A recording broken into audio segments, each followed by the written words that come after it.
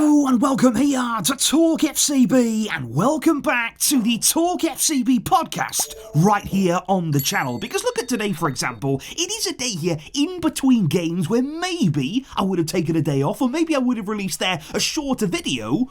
But why do that when we can come here and have full discussion here? And we have a lot coming up in today's video that maybe before we wouldn't have spoken about in such detail. We're going to be talking about Vitor Roque ahead of Barca versus Betis this weekend. We've got a big discussion there about Frenkie de Jong and a potential new position for him along with the title race. Andreas Christensen, Inaki, Pena, Lamine Yamal and plenty more. It is on the way for you and I really do hope, guys, that you are going to enjoy it.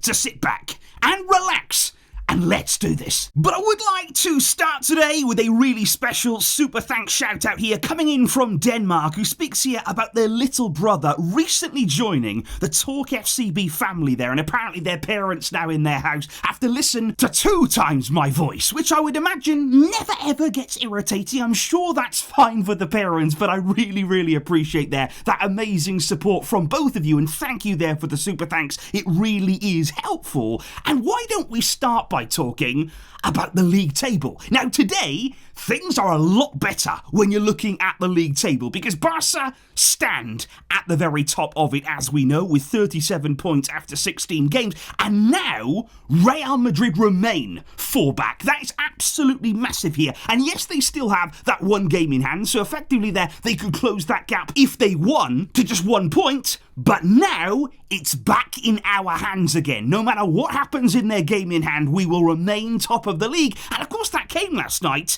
after a win for Athletic Club against Real Madrid at San Mamés. And I thought it was a very exciting game. I thought Athletic's performance was absolutely fantastic. They are having now a very good season. They are 4th in La Liga under Ernesto Valverde. They're also doing really well too in the Europa League as well. And Nico Williams maybe now is enjoying himself a lot more. And the news actually this week is that Barca, they do not count on him anymore. They're not looking at him in the transfer market. They are not planning for him. And maybe they really did mean it when they said, we will not come back next year. That seems to be the message right now from Barca. But like I say, Athletic are having a good season and a big result against Real last night. But can we just mention, guys, the fact that yet again, Real Madrid rewarded a penalty. Oh, surprise, another penalty for Real Madrid. And I guess luckily for us, Mbappe just keeps missing them. Real Madrid are getting handed penalty after penalty after penalty. Mbappe's stepping up and thinking, okay,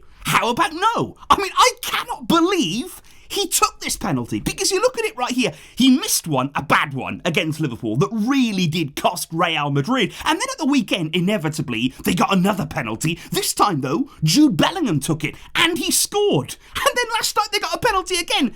They gave it back to Mbappe. I mean, why? Why is he taking it? I mean, I'm glad that he is, but why? Because it was absolutely awful attempt again. He's hitting them at great heights for goalkeepers. There's a lack of power there. There's no conviction at all behind them. And Mbappe right now is really struggling. Those were big drop points for Real Madrid. And I've got a question here. Actually, it's not a question, but I'm happy to read it out anyway. It basically says, Pau Victor now has more goals than Endrick and Arda Güler combined in La Liga this season. That is a great stat, and it's 100% true. Pau Victor is ahead of those two. Great to see that there. But why don't we talk about Inaki Pena here? Because I do have a question from Christian from Hawaii, who actually says here, do you believe that Inaki Pena is starting games at Barca because of his style of play as a goalkeeper? Because he is, and he's playing the sweeper-keeper role. Do you think that Szczesny could fill that same role, which of course is so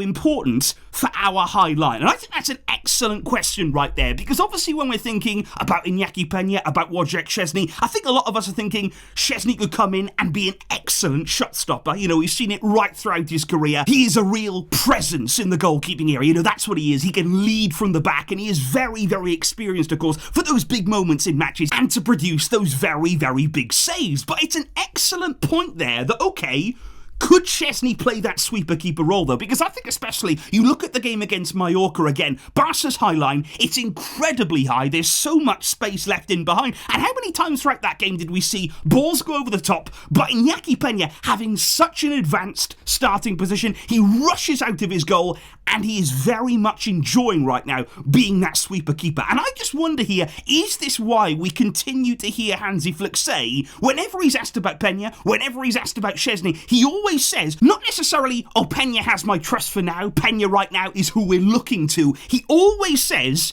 Pena's our number one. He always says, Pena is my number one, and he is going to stay there. He is going to continue to play. And it almost implies there, that's what we're doing. It's not going to change. We're not going to deviate from that plan throughout the season. I think he sees Pena here as somebody who can play the style, who can be that sweeper keeper, who can be very, very mobile when we need him to be at the back. And of course, Pena still has many areas, many parts of his game there where he can improve. You know, maybe he will continue to improve as the season goes on, but maybe that's just one thing there. Being able to operate in all of that space that we leave behind, rushing out of the goal, making sure that he is the man to tidy up in that area.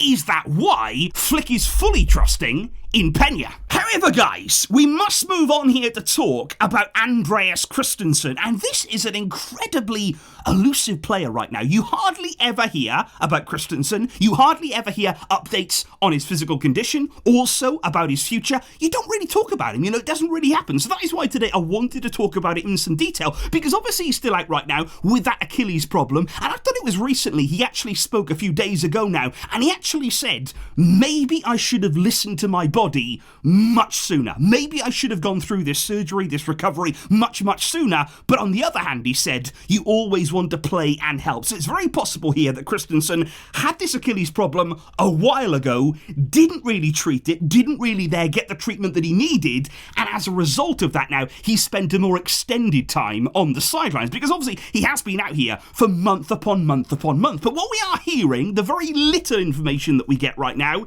he could be back in January, which I think is even more interesting because we still don't even know what's going to happen with his registration, whether when he comes back he is actually registered to play in this team.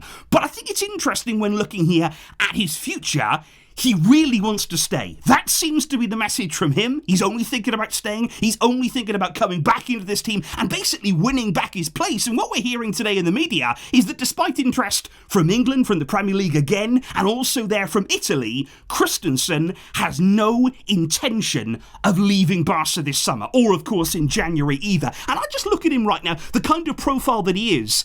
He's going to be an interesting option when he comes back, if he can play, if he can be registered, because obviously there you've got the option not only of him as a centre-back, but also as a defensive midfielder. We saw him play very well, actually very consistently under Xavi in midfield, and of course in a double pivot, he'll be even more suited. And I look right now at Marc Casado. Now, in our squad, we lack a defensive replacement for him. You know, obviously you're looking at Frenkie de Jong, we're going to talk about him later, but in terms of defensive qualities, we don't have enough there to replace Casado. When he's tired, when he's injured, when he is suspended perhaps, you need more depth there in that defensive midfield position. Obviously Eric Garcia is available, but you just think there with Christensen, that's a massive step up on Eric Garcia in that midfield and also at the heart of our defence. And of course Christensen would also be a huge upgrade on Sergi Dominguez as well. But I think with Christensen, especially when we heard all those rumours about selling him on, about getting rid of him, we can't forget that when he was fit, you know, when he was available, when he was playing at his best,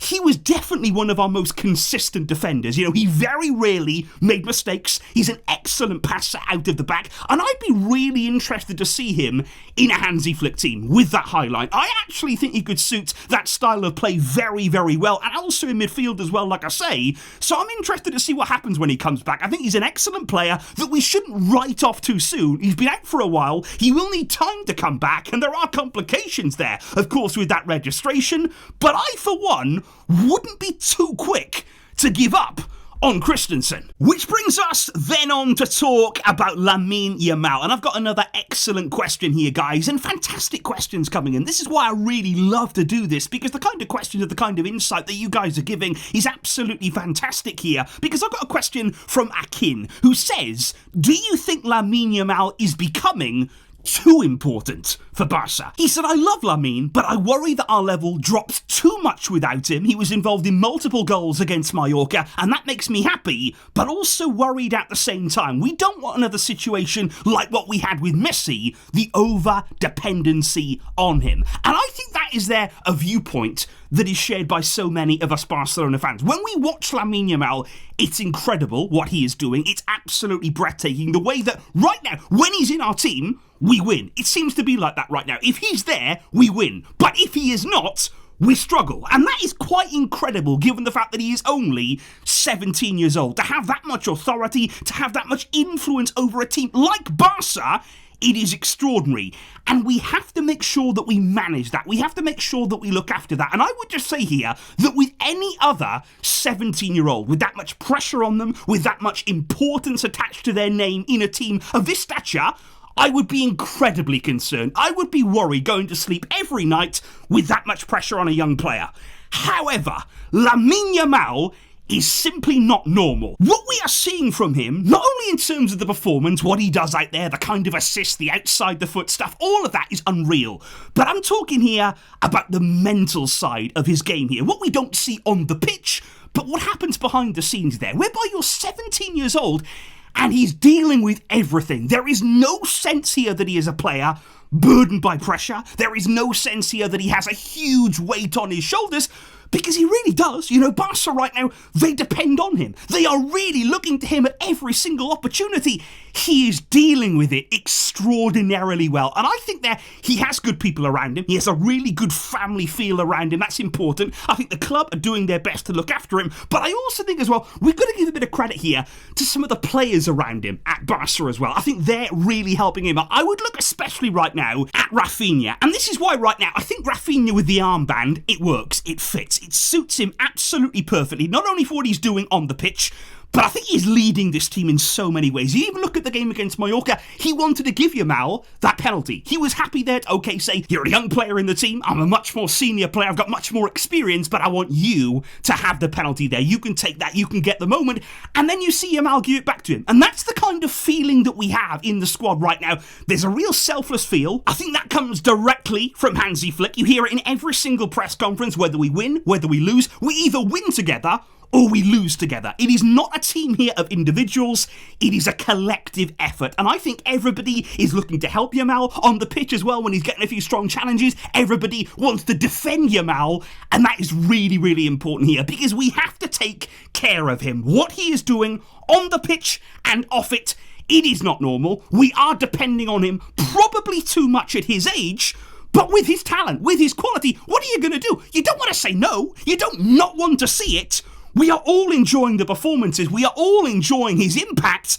And right now, all we've got to do is just appreciate what he's doing and understand just how great this is. Which is interesting, because then we go from one youngster to another. And I have multiple different questions here, all about Vitor Roque. So stay tuned, because the first one here is, can he even play? Asked Gerald. Will he be able to play against Barca at the weekend, given that he's on loan from us? So first things first, guys. He can play. Roque is eligible to play, and the incredible thing about that is, the reason for that is, Roque himself, he really pushed during the negotiations over the summer when he was being loaned to Betis. He said, okay, but I want to be able to play. I don't want to be restricted. I don't want to be prevented from playing against Barca. It was his decision to get that clause removed, and he can play. And he too also gave an interview about a week or so ago when he actually admitted that joining Barcelona was a rush decision. And he means that there, not in terms of signing for us,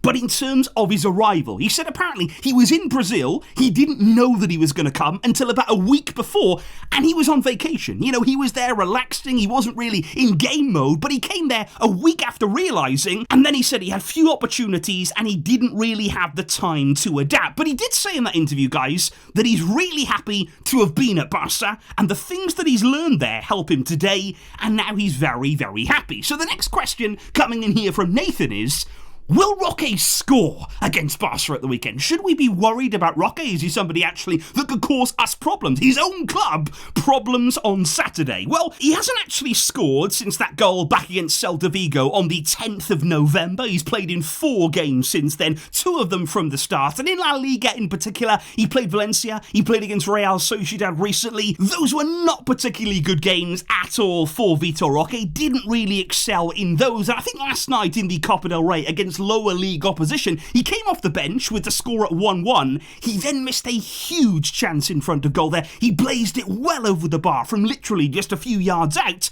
but he then did win an important penalty for Real Betis. The problem then was, though, he took it and he missed that penalty. But Betis did score from the rebound, and they ended up winning the game after he'd come on by 3-1. So a bit of a mixed bag right now in terms of Roque's form. You don't really know what you're going to get. He's quite unpredictable. He is certainly not finding the consistency yet. He's capable of scoring, but the form is very much hit and miss. And then a question as well on him, if he did score though, would he celebrate against Barca? That is a question I think a lot of people are wondering right now. Would he actually go and celebrate? And I've got to be perfectly honest with you guys, I think he actually would. I really do. I think if you look at the kind of player that he is, the passion that he plays with, I don't really know if he can help himself. You know, we've seen him already when he's scoring for Betis. He's so happy. He's so overjoyed. He's already kissed their badge multiple times there. So I think if he was to score against Barca, and given everything that happened, he might actually go on to celebrate. What do you guys think about that? Do you think that he would? Do you think that he should? Should any player really be forced not to celebrate their goal, or at least depending on the situation? You can let me know that in the comments down below. Which brings us then onto one of the most intriguing questions that we have in today's video, and it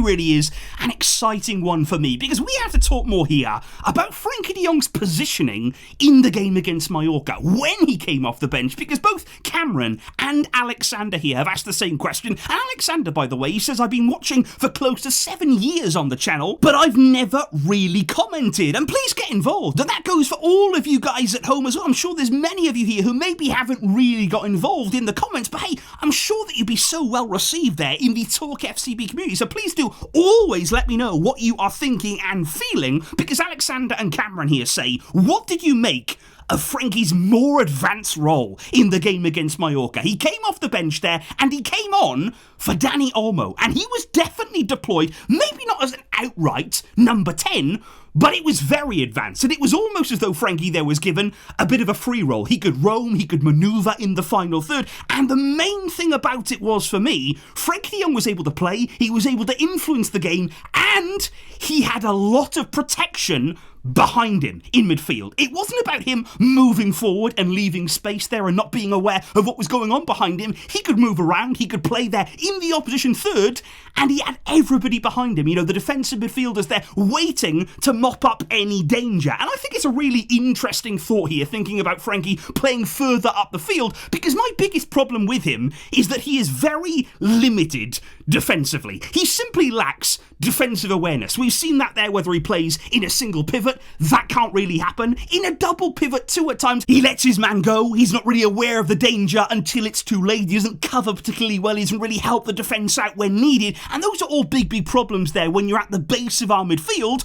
But if you push him on a bit, if you're more advanced then in the field, could you see a lot of Frenkie's best characteristics? Because for this, guys, I would look back. The best version that I have seen of Frenkie de Jong at Barca would probably be under Ronald Koeman, when he first arrived at the club, whereby Frenkie was used there in the final third. We saw him make some incredibly timed runs. We saw him there making his way into the penalty area, actually contributing there with goals, with assists. He was such an asset going forward. He was one of our driving forces in attack. And he's got great physical attributes. You know, he's a player there that has a great touch. He can actually command the ball very well. He can pass. He can shoot as well, given the opportunity. And he's even quite decent in the air as well. And it's almost as though we don't see a lot of this. You know, when he's too deep in the field, we don't get to see him driving forward with the ball all that much. Because, of course, he's got to be more calculated. He has to be aware that if he was to lose the ball, you're in trouble. You know, you are one of the last standing players in midfield. You can't afford to just give things away for fun. But if he's more advanced, if he has more license to roam, more freedom in attack, I think it's a really interesting debate, guys, and I would love to know what you thought about the role that he played. Obviously, he came on against a quite tiring Mallorca team. Barca were able to open them up and score. There's going to be more difficult situations to play in, but I would like to see it more. I would actually like to see here a bit of an experiment with Frenkie to just see what works, see where he can play, especially now in a new system under Hansi Flick. We are playing a different style of football. There are different opportunities, especially in midfield here for players. And why not try this out more often, especially at that stage in the game there, whereby Barca are more comfortable, they've got space, they've got options. It wouldn't really hurt to see this more and just understand if it's a role that Frenkie can play. And very, very possibly, could he play it well? Because indeed, guys, I do think that is a fantastic topic to end on, because I really want your thoughts on that there. Do you think that it could work? Would you like to see Frenkie playing more advanced in midfield more often? And do you think that Flick should try this, when possible, of course, in the games that we have to come? Please do let me know all of your thoughts there down below on Frenkie de Jong, but also get involved on every other topic that we have covered here today, from Vitor Roque to Lamine Yamal and everything in between. Thank you indeed to all of you for joining me. I hope that you are enjoying the podcast episodes. Obviously, it's something a little bit different, but I think it can add something on the channel, and I think it will enable us to connect a lot more with a lot of these fantastic questions that you guys have. So thank you to all of you for getting involved. I will see you soon, but until next time, as always, Visca, El Barça.